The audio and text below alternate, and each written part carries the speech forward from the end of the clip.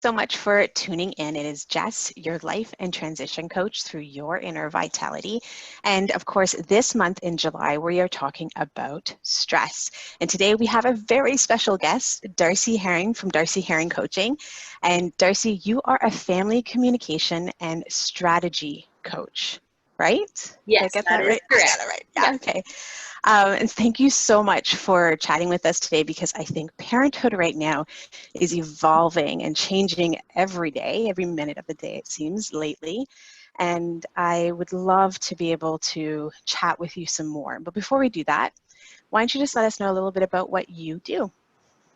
Well, thank you so much, Jess, for having me here and taking this time to have this conversation because, like you said, parenting these days is so very different than what we knew, what we Mm, knew back in December or January. And things are constantly changing with the different phases that we're going into, what's allowed, what's not allowed, as well as the the school announcements that are coming up, right? Just that anticipation of what is the government going to let us do and what are we comfortable as parents doing with our mm, own family and our own children based on the circumstance, right? mhm, There's no judgment either way what you choose to do and what you don't. It's just the nature of the beast right now. So mm. yeah, I work with families, mainly with children and anxiety, or children and teens with anxiety, helping create strategies that are specific and effective for those specific people. Oftentimes strategies can come out as like a blanket strategy. Oh, we'll do some relaxation techniques or make sure you're breathing or go for a walk. But not all these strategies are effective for you or for me or for the other teenager that I'm talking to. So what I really try and do is understand the client that I'm working with, understand where they're coming from, what motivates them, what pisses them off, what gets them through those times that are challenging, because we all hit them, but Yeah. then also what shuts them down, what sends that message that I'm stuck, I can't move forward, and using their strengths to get past those challenging situations, because we all have strengths. I call them superpowers, whether they're a 5-year-old kid or a 13-year-old teenager, we all have superpowers. And those are what will help us get through life, get through these challenges, because each of our superpowers is different. What you're amazing at, Jess, is different than what I'm amazing at, Yeah. which is different than what my kids are each. I have two. They're both amazing at totally different things. So how can I say use one strategy for one and the exact same thing for the other? I Yeah. can't. It's not as effective. So learning and really truly understanding who these clients are and understanding what are they super awesome at, and then Mhm. using that to manage these difficult situations is really where my passion lies. I love understanding oh my gosh, since I was little, I just loved learning how the brain worked. Why do you do that, but I do this? Why is that easier for you, but it's so hard for me?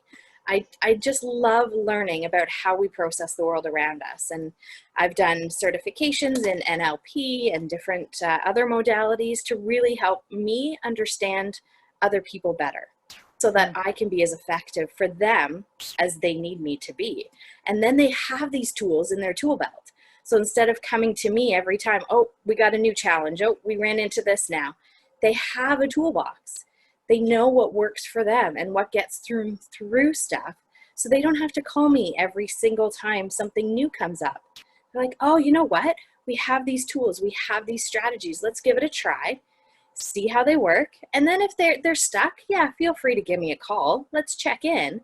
But Yeah. usually they can make it through. Usually they're like, yeah, you know what, we tried that one strategy you gave us and it worked. But yeah, because it's for you. It's not just something I said, oh, you have anxiety, do this. It's no, you're so and so with anxiety about this particular situation, try this. Now, I know how coaching works for me with my clients and doing one-to-one, but how does it work when it comes to family dynamics, when it comes to you and coaching? Is the parents, the kids, how does that work? It really depends on the age of the child. I Mm, usually say about 10 and up, I can work with the child. themselves, but I always work with the parents too. For the simple fact that if, say, your child was going through something and they were told all these amazing things and what to do, Yeah. and you don't know what they are. So your daughter's going through something and is having trouble grasping the concepts of the tools or using it. You have no idea how to help her because you haven't been educated in what she's been given. So I Yeah. always work with with at least one parent. It can be both, and I've done both. I've done one. It just depends on the time availability, really, of the parents Mm-hmm. and the care, really. So working with the parents is crucial to make sure they understand why I'm doing what I'm doing, so that if their kid does get stuck, they can help them manage through that situation. Mm-hmm. But if the child is, say, 10 and up, working with them, because we all have control over our minds and over our thoughts. So teaching that at a young age is so crucial when they get older, that they'll have that tool to move them forward past challenges in jobs, in university, in family dynamics when it comes up. And Yeah. so giving them those tools to feel empowered themselves and not like, oh, I have to rely on mom to give me this, or I have to rely on this medication to help me with something. But they can actually get some empowerment and some self-confidence back that, yeah, you know what? I have this challenge. That's okay. That's who I am. But I know how to beat it. I know how to get past it because I have the tools. I don't need to Yeah. ask anyone else. I got this. And Yeah. that's truly what I want to do, is empower these children so that whatever label they have, there's lots of them, lots of different letters you can put: ADHD, all these other different ones, ODD, anxiety, and often they get stuck in the labels. Oh, I have X, Y, and Z, so I can't do A, B, and C. Well, no, that's not true. You just might need to do it differently. You Mm-hmm. just might need some help doing it, and that's okay, because there's things that you don't need help with. There's things that you do that are phenomenal that I don't do well. Yeah. All different. So giving them that sense of, yeah, you can live this life with anxiety or ADHD or ODD or any other letter that's behind your name. You can still have a great life. Do what you want because you have tools and strategies, instead of, oh, you know what? Why don't you just take a medication but not learn the strategies? Or why don't you rely on mom or dad when you're having trouble? It's a totally different mindset. Yeah. And I feel words have so much power, both good and bad. I can even think of, my daughter who's, Athena, who's 15 now, how she can be really hard on herself because she sets these expectations of what she wants. And some of the words that she may use in moments of weakness about herself can be really disempowering. And, it's kind of interesting because, we're going through such unique times right now. And one of the things we were kind of chatting about a little bit earlier was about picking our battles. And I can tell you I've had some battles, and I've had some battles where I went, oh my God, I don't even know why I decided to go with that. But tell me a little bit more about that. Well, it's funny because that's something that I've always kind of kept in the back of my mind as a parent. My kids are now, they're almost 9 and 11. And I've always like, you know what, that it's not a battle. You want to wear 2 different socks? Whatever. Not a battle I'm going to fight you for, because we're going to have another one later that I'm going to have to save my energy. Whereas Yep. some parents, no, like, you need to wear proper socks. And that's totally fine. There's no judgment, whatever battle you pick, it's your choice. But Yeah. we as parents don't have the energy to fight them at every turn. And I was Yeah. actually kind of coaching my 10-year-old about this the other day, because he was so upset over his brother and what his brother was doing. And his brother was, to be honest, picking on him on purpose. He wanted to get a rise out of him. He wanted to tick him off. And he was succeeding with every single thing he did. And so after he left, me and my older son had this conversation of, he's doing it to you on purpose. He wants you to be upset. If you just let him do it, he's going to get bored. He's not going to get that reaction you want. So you've got, and I found myself using those words, you've got to pick your battles. And I was like, ooh, I'm teaching him how to parent and he's 10. This is awesome. But he wasn't quite understanding because he is only 10, and he's very much about rules and very literal, very black and white when he gets upset. So he's like, but if he's bugging me, he should have a consequence.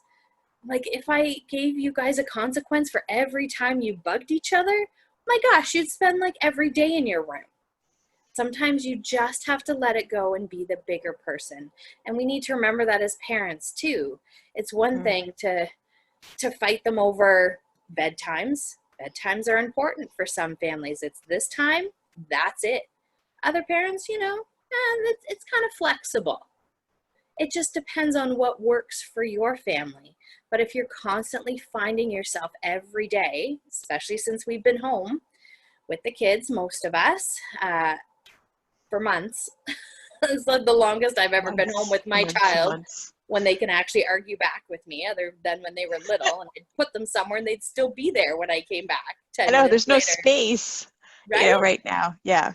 So if you find you're constantly fighting battle after battle, sit back and before you actually, like you mentioned, you think to yourself, why am I having this battle? Like, does it really matter if they have that much broccoli for dinner, or could they just have half of it?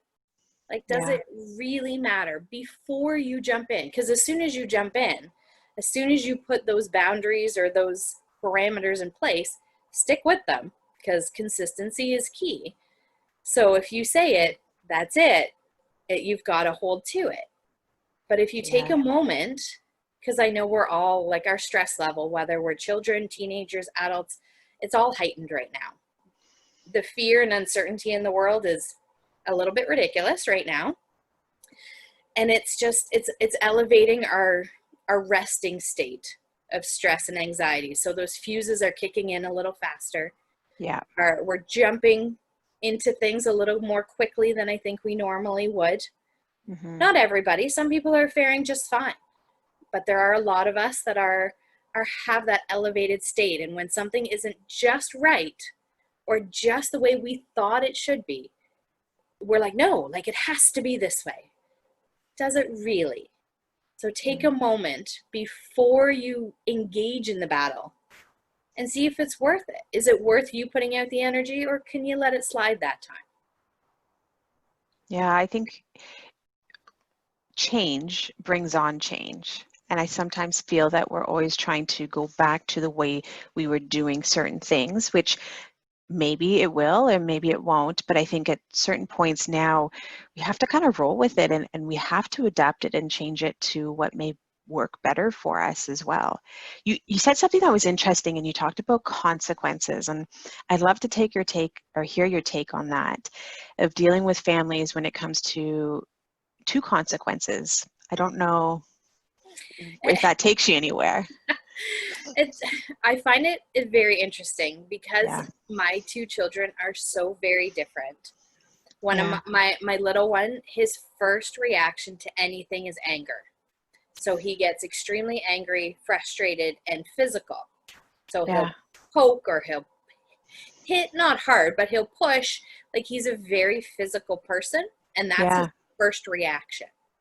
My other son, he won't engage in physical unless someone has done it to him first. Yeah. So just seeing how different they are. In our house, hitting is not okay. We've never spanked our children. We don't condone hitting in any way. And then I've got this kid that just constantly pushes and hits and pokes and, like, has to have his hands on someone. Yeah. So if I were to, say, send him to his room or on a timeout every single time he put his hands on someone, he wouldn't really learn a different way of doing it. And he would be he'd be isolated most of his day, to be quite honest, because that's who he is. Yeah. My other son, if he hits or puts his hands on his brother, it's because he's gotten extremely angry, and he does it to the point where he usually hurts him. So that is when I do step in, and we do have a, you know what, we've got to go have a timeout, calm down. It's not necessarily a punishment, but we've got to calm down before we continue this conversation. Because what you did is not okay. But then you get my oldest son is like, but you didn't send him to his room because he hit me, but you sent me to my room. But it's so different because the kids are so different. Like one is so physical all the time. It's his first reaction, and we're working on that. We're working on different ways of, okay, yeah, your first reaction is anger. That's who you are. I can't necessarily change that, but we can change your reaction in your anger state. So you're going to get angry. Okay, get angry. We just can't put our hands on people. Can't kick people. Whereas my other son, if he does, it's extreme. And it's not safe. He does actually hurt people when he gets to that point. So it's not okay in our household. Other people, again, some families still do spank their children. And again, no judgment. That's who you are. It's who your family is. So it may be different for them. But its consequences are so different based on the child. And with an older child that's so much about fairness and black and white, and everyone needs to have the same, it's so difficult on days where their consequences are different. Because one is still 8, he's still learning. The other one's older. He should know better for some things, right? So the consequences again shift. But he doesn't see that and gets so frustrated. Well, it's not fair. He did this and didn't get this, but I did that and got this. So it's a lot of communication, a lot of conversation.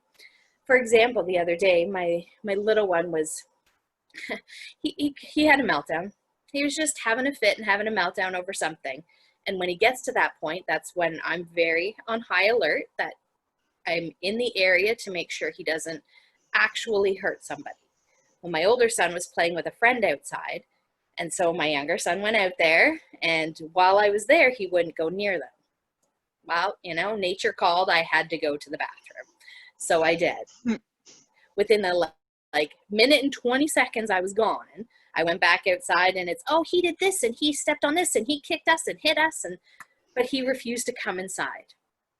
Now, I'm not in a position to physically put him inside right now because he's a pretty strong little dude, and he would probably hurt me if I tried to restrain him and physically put him in. So I asked my older son to come inside and the other child to go home to his house. And that day, my older son responded really well. He came inside, and he was a little frustrated because he's like, my brother ruined my play date. Yes, in a way he did. I didn't take you away from that situation to consequence you. I took you away to protect you because I know how he can get. You know how he can get. And he wasn't moving, but you would come inside willingly and get out of that situation. And sometimes you have to remove yourself from the situation instead of holding your ground and being, well, I did nothing wrong, so I'm going to stay out here and play. Great, but you're putting yourself in danger right now because my son's getting a little crazy. So we had this whole talk about it, and he understood why he was still disappointed because his brother did essentially ruin his playtime. But it's having those conversations and kind of explaining why the consequences have to be different for different people. And in that example, what would be something that would you have dealt with your other son then at another point? Or we did. what would, yeah. He wanted to cause chaos when he gets to that point. So when he's by himself outside, because we've all gone in, he's like, wait, I need to come in now. There's no chaos that can be done here. What's Absolutely. going on? So he came in, and I had him go to his room. Again, I don't use their rooms as a consequence. There's way too many toys in their room. There's way too many things to do that they enjoy. That, yes, spend an hour in your room. Okay, sure. Sounds like fun. Oh, I remember that as a kid. I was like, yeah, all right. All right. But it's more of a space to calm down. You know what? Go up to your room, calm down. And when you're calm, then we will chat more. Because talking to them in that elevated state, it doesn't do any good. All it does is put fuel to the fire. And they can't they can't process. They can't comprehend a better way to do things, or how about you try this strategy? No, he's on a mission, and his mission is to cause chaos right now. Doesn't matter what I say. So you know what? Go to your room, calm down a little, and after, once he was calm, because he does calm himself down, he'll come downstairs and he'll be in a much better state. And then we talk about it. What can you do differently? What triggered it? Why did you get so angry? And then he talks about the other kid said this and that, and how do we manage that? Because there's people in the world that are not going to say nice things, or that you're going to lose a game and you're going to think it's unfair. How do we manage those pieces? And having those conversations gives parents clues as to where their child needs some coaching. Do they react when they lose? Which, can be a learned skill, to lose well for some kids, because they always want to win. And so teaching them to, it's okay to lose sometimes. It's okay if you don't always win. But then some kids, they don't win very well either. They're bragging and they make comments and they're all about, I'm the best, I'm the best. So again, that needs to be a learned skill. So having these conversations after, when everybody is calm, parents included, because we get upset too, right? And in the moment, we don't always have the best conversations. But having those after gives you clues. Okay, this is where I need to focus my energy on teaching my child, because they're children. They don't know. They're still learning, especially when they're 8, and he doesn't do well with losing. He does not. So that's some area we need to work on. And I need to be highly aware when he is playing with other children that if he does lose, okay, I'm there and we coach through it, or we manage through it so that he learns a better way, because it's not fun for him to get upset and be angry at his friends and be taken out of an activity. That's not fun for him either. He doesn't enjoy that. So being able to teach him some other skills, but I wouldn't know that if we didn't have a conversation. It's interesting because what I'm hearing too is that it's a process. It's not like, here's the secret weapon, here's the secret sauce. You take that secret sauce and your problem solved, and you never have to address it or work through it again. Right? If only. If only. Can I would pass that stuff? Right? We would be millionaires. Oh, man. To the parents in the world, we will work on that. Until then, stay tuned. Yeah. Well, and so I'm not sure if you had any more, because there's a couple things that I was thinking that the takeaways for the parents and something for them, and then also, something for the kids and something that is a good idea of what works for them too. So maybe take us to where you think is best to go. Yeah, well, I did write a few things down along with pick your battles, which is a huge one.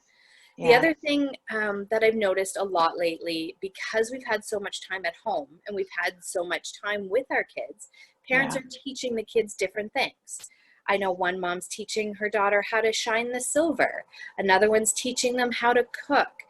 They're teaching them not necessarily math and English skills, but they're teaching them life skills, which is phenomenal. We've been given this time, and if you have the time, it's fantastic. I know some parents, they're still working full-time jobs while trying to care for their kids at home, so that's not possible, and that's okay too.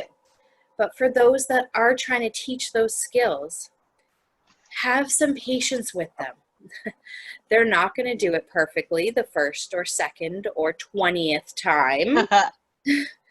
They're not going to do it neatly, especially if it's cooking. Like my children before COVID, I have to say, had no idea how to make themselves lunch. So thank you for this time, because they have learned. Now we are learning how to clean up after we make ourselves lunch, because I'll go in there and I'm like, what happened in here? But I don't want to discourage the independence.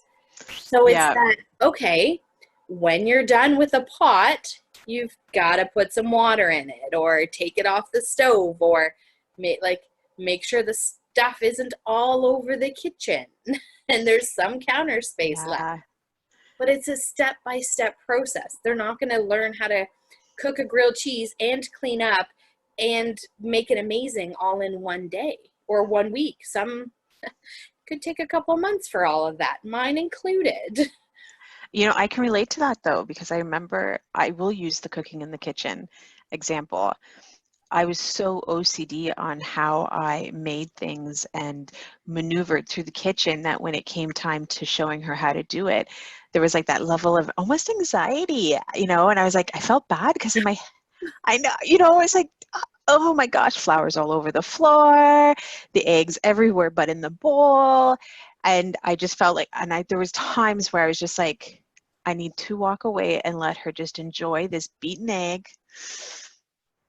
even though we're probably going to have to do double the work on it. It's just got to go that way. And I think that's what we have to accept as parents. Excuse me. Yeah. Like, I know one dad that's very much like, that's not how you do it. You do it this way. Well, Yeah.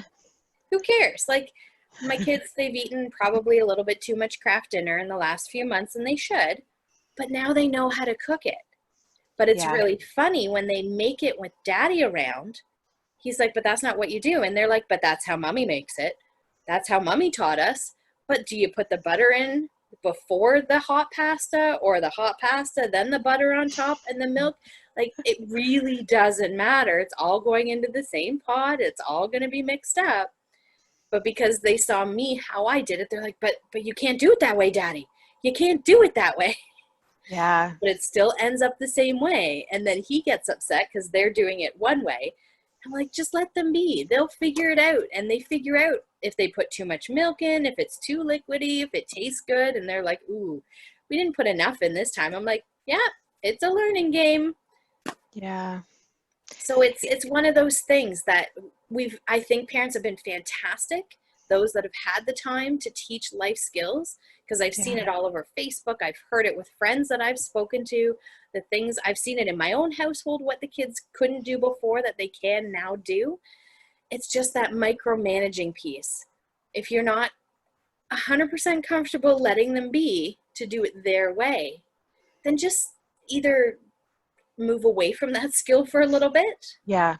or occupy yourself doing something else if it's not a dangerous skill. Like if they're cooking with a stove and you're worried about that, absolutely be in the picture. We don't want injuries. However, if it's like mixing the ingredients in a bowl, have you ever seen a kid mix with a bowl and a wooden spoon? It doesn't stay in the bowl. No. It's on the counter. It's on the floor. Somehow it's on the cabinets. I don't know how it got on the ceiling. But there's so much laughter. It seems like the messier it does get. You know, and I can't help but to think that this also could be a really nice remedy for parents as well that are maybe working from home, where it's like, have them explore and do a task and let them be and let them go at it. You know, and it could, in times like me where I'm a little bit OCD with some of these things, I'm like, I got to call anyways. I got a meeting. I've got to do this anyhow. So I will let them do that. And then I will worry about the aftermath after. And the celebration too, right? Yeah. And if it's not done perfectly, like say it's a cleaning task, it's probably better than it was. But it may not be where you would have done it, but it's definitely better than it was. Like my kids have tried to clean the toilet. I don't really know what they do when they try and clean the toilet because I don't know. But it's at least a little bit better than it was. It's not perfect to my standard. It's not clean really by any imagination. But at least it's a little bit better. And they tried and they put the effort in and they wanted to help out. There's one dad I know, he sent his daughters into the kitchen and he's like, all right, it's up to you guys. Clean the kitchen. And they looked at him, well, how? He's like, figure it out. There's two of you. Figure it out. And he removed himself and he sat in another room and he could hear them and they kind of bickered a little bit. They went back and forth at times, but they figured it out. It may not have been how he would have done it. The dishwasher may have been loaded completely backwards and upside down. I was just thinking about the dishwasher. That's funny you say that. Right? Because we all have our own way of loading it and don't you dare do it a different way. Yeah. But the dishes got in there. And if you put soap in, I bet you they would have gotten clean. Yeah. Right? So he was able to walk away and say, no, you know what? You girls need to learn this stuff. So do it. And then he went in after. Most of it was done pretty well. Like, our kids amaze us at times because we don't often give them the opportunity to be their amazing self. We're like, oh no, we could do it. It's quicker if we do it. It'll get done better, and it's quicker if I just do it. So you guys just go and play.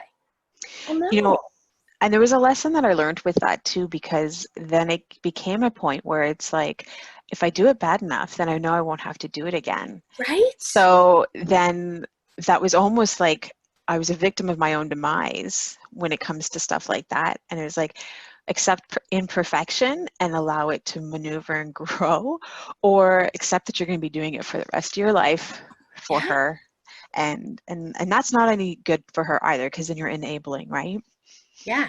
Yeah. Like, my son, I told him, I've been teaching him how to do the laundry. The challenge is it's top loading, so he's not quite tall enough to get the stuff all the way at the bottom, but he does Yeah. his best. Yeah. And the one day he did the laundry, and I don't even know how it came up, but his brother mentioned soap, and he's like, "What? You need to put soap in there?" And so he had washed his clothes and put them in the dryer. There was no soap, but I was like, well, they're at least a little bit cleaner than they were before going through the washing machine. Like, what am I going to do? Get mad at him for not putting soap in, rewash them? They're clean enough. They'll get soap next time. But he did the whole process on his own. And he figured Yeah. out how to reach to the very bottom of that top loading washing machine when he can barely get to it. And sometimes they can get to that solution without us as parents, I've learned. And Yeah. sometimes in more creative ways than I probably would have suggested. So it's always that learning curve for me too. Yeah, they come up with Yeah. some great ideas if you just let them, right? Yeah. Sometimes they're a little crazy, I have to admit, but Yeah. there is some value in that imagination and that creativity. There truly is. Because in school, they don't often get that imagination or that Mm, freedom to do things their way. Because math is this way, English is this way, science, it's this is true. the strategy that you follow. So giving them, here's a problem, figure it out. Whoa, what? I can do what I want and figure this out my way? Okay. Yeah. Yeah, it's And there pretty is cool. a sense of like accomplishment at the end of it when they could tell you how they were able to reach to the bottom of the laundry bin, Yeah. and that I agree. Yeah. Yeah, it may not have been anything I would have even suggested or thought about or thought was very safe, but he Yeah. didn't get stuck in there and he got everything out. So, really? Is it that bad? No. Just next time with some soap. They're Right? good. Yeah, just add the soap in. That way it comes out a That's little bit soap. cleaner. Now, for our parents out there that are needing some of their own tender loving care, what are some suggestions that you could come up with for us parents during this time? My biggest one is take time and space. Mm. Whether that's for you or for your kids, probably for both of them, right? Especially the parents that are home still, that Yeah, either are working from home and trying to juggle the kid looking after the kids, or they're at home looking after the kids. They're maybe not juggling work, but they're not used to being home with them all this time, and there's multiple children that they seem to multiply every single day, and the house seems to get smaller each day, and the kids just don't understand the 6 feet distance rule. Come on, kids, give me some space. yeah, So if it doesn't come easily to the day, schedule it in. Like, at the beginning of this whole craziness, I made a post about scheduling and which parents are following schedules and what kind of schedule does your household take on. Is it more kind of flexible day by day? Is it set? And one mom made it like, she posted this like amazing detailed schedule, and there was morning, there was some learning going on. This was when we were still learning. And then there was lunch, and after lunch was quiet time, and then some more learning. I was like, wow, that's phenomenal. And she's like, he's in kindergarten. This is what he needs. And I said, oh yeah, like usually after lunch is some quiet time, right? It's not nap time per se anymore, but it's quiet time. Everyone's had some fuel to get their bodies going. So have some quiet time. Maybe that's when the kids get time on the electronics so that mom and dad can take a moment, or have that important meeting if that's when important meetings are happening. But that's the case, schedule some time for yourself at another time. Often we don't get time to ourselves until the kids are asleep in bed. And that's late and we're exhausted. The last thing we want to do is read a good book or watch a movie because we're going to fall asleep in 10, 15 minutes in and you miss the good parts, right? Yeah. Or you get through like 10 sentences and you realize you never even understood what that was in the book. Yeah, or if you've read it like 6 times and you're like, wait, I don't even know what I just read 6 times over. I think it's time for bed. Yeah, even if I'm lucky if I'm awake at that point. Right? I'm usually already asleep, and then you find the book somewhere else in the room the next morning, right? Yeah. But make time for yourself. Yeah. And maybe it's only half an hour a day. Maybe it's, and don't feel guilty about it or about what you do during that time. If all you do is sit there and drink a cup of tea or coffee or your favorite beverage, whatever that is, enjoy that. If it's reading a book, maybe it's not a self-development book, but it's like a romance novel full of amazingness. Read it. Maybe it's playing a game on your phone. Maybe it's playing Angry Birds or, I don't know, Subway Surfer that people play, whatever game. Don't feel guilty about it. Spend that time for you. Escape what's going on. Decompress. Get some space from not just the kids, but also the world out there so that your mind can kind of shift and relax a little bit. Maybe it's watching a show that, you know, it's your guilty pleasure. Watch it and be okay with that. Don't sit there from 8 in the morning till 10 at night watching it because, you know, your children probably like to eat at times. And if they don't know how to feed themselves, they would probably like some lunch. But add some time into your day for you.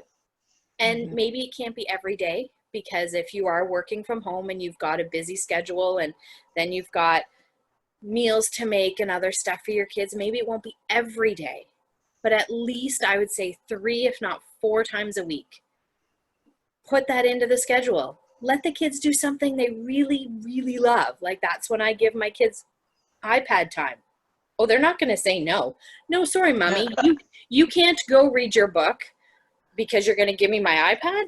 Are you kidding me? They're all over it. But then their iPad time's limited at other times during the day so that I have that incentive for them right now. That's where they are. They're on their iPad so that I can do this call. Oh, aren't we lucky? Right? They're not killing each other right now, so it's amazing. Some parents don't like screen time, and that's totally fine. Find some other motivation for them. Find that. But then the other thing, you know, as much as we need time and space away from each other, we also need fun and laughter. So we spend our days monitoring their behavior, donning that striped referee shirt, getting in the middle of what's going on, or guiding them to teach them life skills, or keeping them up to date on their academics through this craziness. What about the fun? Where's the laughter? Pull out a board game. Do game day once a week. Like one evening a week, if that's all you guys have. Like have a board game, and every week one person gets to choose the game. That way there's some flexibility, and yeah, you might not get to play your game this week, but next week it's your turn. And you can pick whatever game it is and have fun doing it. Maybe it's playing Super Mario Brothers on the PlayStation or the Wii or the latest video game. Maybe that's what you do, but do it as a family. Don't just let your kids play and you and your wife or husband go and sit somewhere. That's your quiet time, yes. But also incorporate fun time. Fun time where you guys can connect, and not over homework, not over chores, but where you can actually have fun. And it's funny because my son laughed the other day like he hasn't laughed in months. We were playing a game with friends of ours, and it was a drawing game and you had to guess things, and he just lost himself in his laughter. And oh my gosh, it got everyone laughing. Everyone was smiling. It was like, as a parent, those are the moments that you just sit back and you just enjoy, because through this whole craziness, he hasn't been like that. And just hearing that laughter, that pure joy was, Yeah. it was amazing. And everyone was just giggling along with him, and he had tears coming down his eyes. Couldn't even tell you what he was laughing about. Some Didn't matter at that drawing, point. right? Yeah.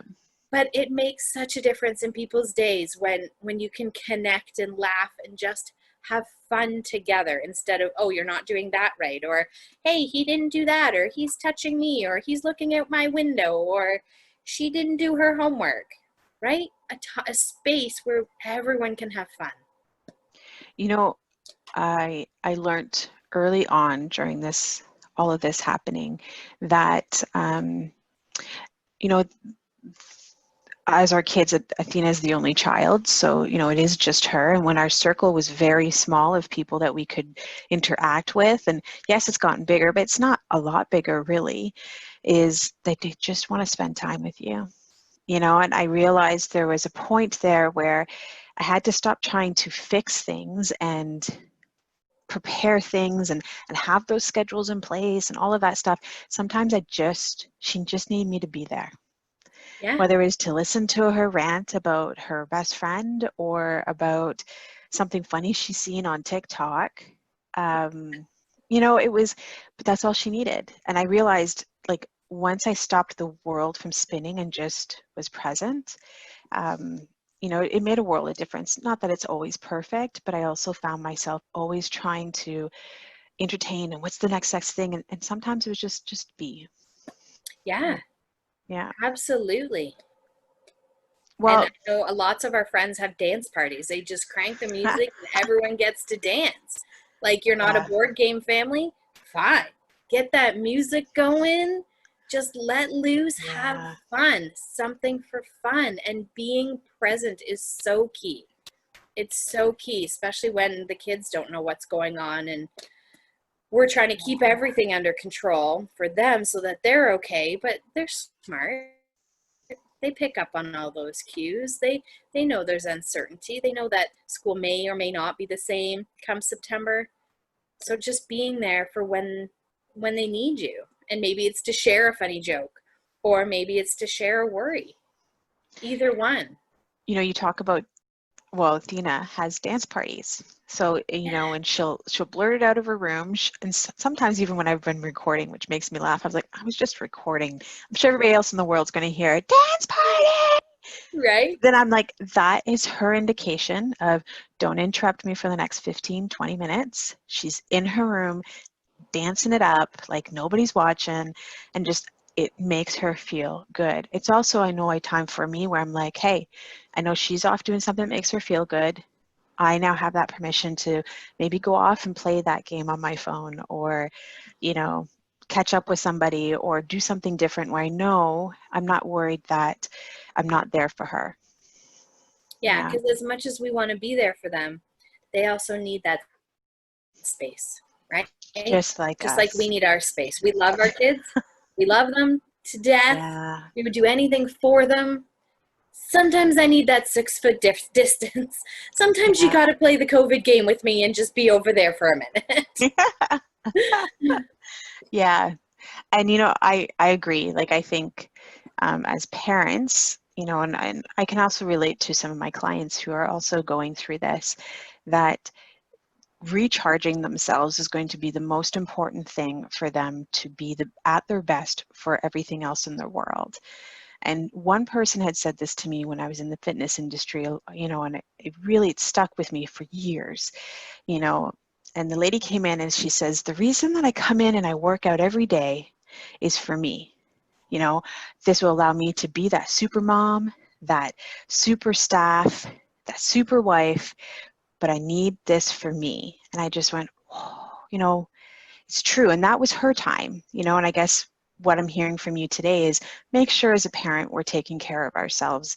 And it doesn't matter what it is or how long or how little. If you got to schedule it in, schedule it in. Yeah, absolutely. And don't feel guilty about whatever it is that you do for your time. Right? Parent guilt. I've heard that, and I've seen that a lot lately. Yeah. Like, oh, I shouldn't be playing this video game, or, oh, My children are off by themselves. I probably shouldn't sit down and have coffee or tea. Yeah, you should. If they're entertaining themselves, let them be.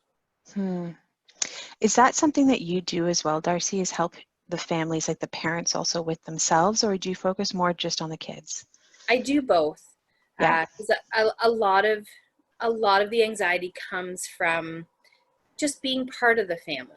I don't want to blame parents because it's not our fault, right? No. But we get upset about things, we get stressed about things, and as part of my family, my kids are going to feel that, unfortunately.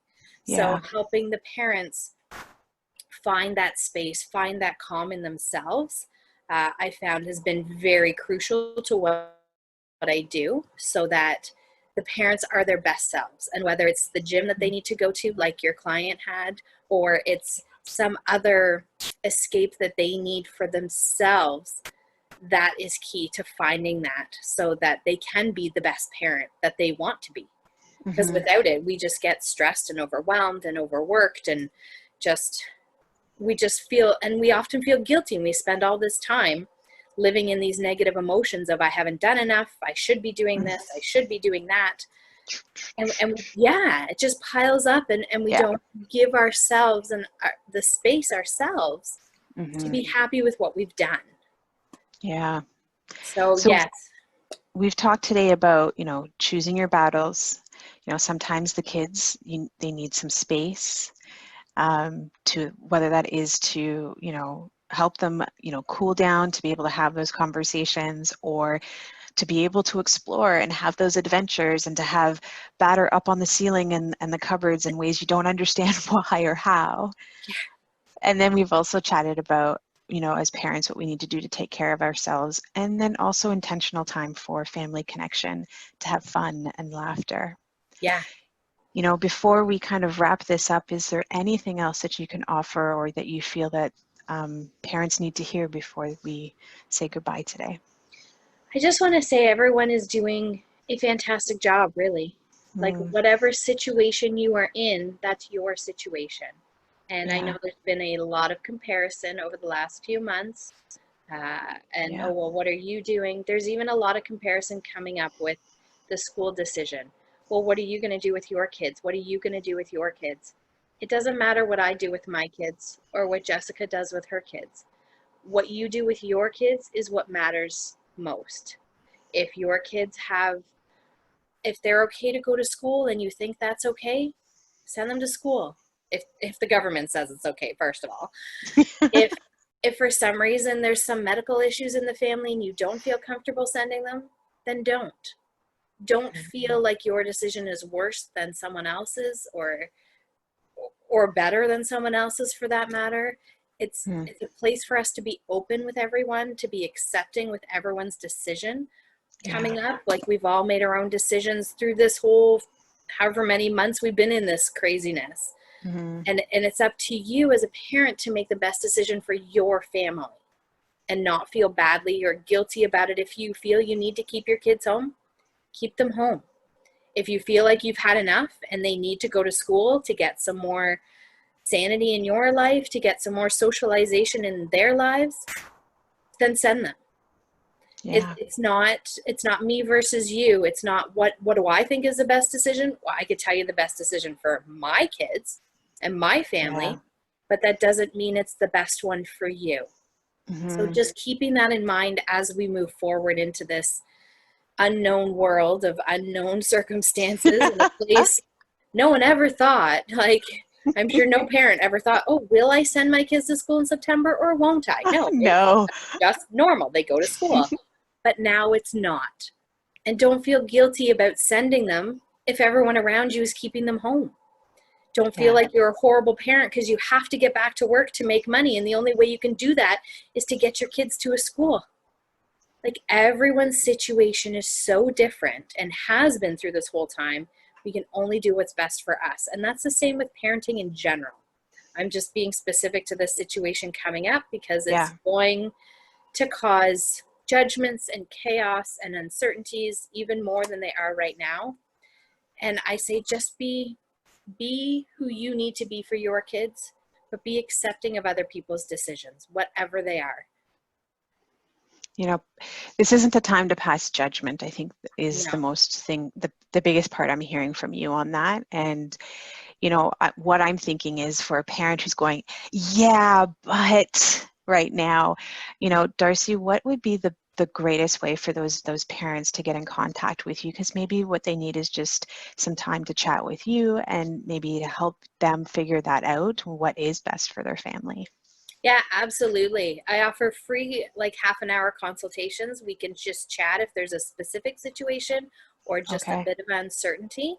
You can reach out to me through my website, which is darcyherring.com, Okay. or email me at darcyherring.com. Okay. Yeah, either way, shoot me a message. We can find a time. I can send you my schedule and we can fit you in and just have a conversation. I have tons of other programs. Some of them are online. You can do them at your own pace. Some of them are more specific one-on-one coaching. My book is going to be coming out in 2020 that Ah, love it. mirrors what I do as a business. So there's tons of different ways to get the help that you need. They don't need to be super expensive. They don't need to be in a certain time frame. If you need them online, they're there. Just, again, whatever's best for your family. If you just need a quick conversation, amazing. Let's have that conversation. Let's Mm-hmm. get you on a better path and moving forward in a more positive light. And that's really all I want to do for parents, is just bring more joy back to parenting, back to the family unit, so that there can be that crazy laughter that is just infectious and gets you crying like every time. Yeah. And what I will do is I will make sure in our posts and in the video, the contact information will also be put there if anybody missed it. And then it sounds like with those services that you were talking about, are those available on your site or they can email you for more details? Yeah, they can, I believe on my site, there's a place to click to schedule an appointment. You just click Okay. that button, or you can just email me and say, hey, I saw you on Facebook. Can we chat? And I can send you some links to get started or just to Okay. book a chat. Sounds good. Darcy, I really do appreciate you taking the time from your crazy world. I know that's already been a crazy day from you being super mom and super wife and all that other good stuff. But I do really appreciate it. I know we're going to make a difference in one parent's life, if not many, just by having this conversation. And I look forward to having more of these with you.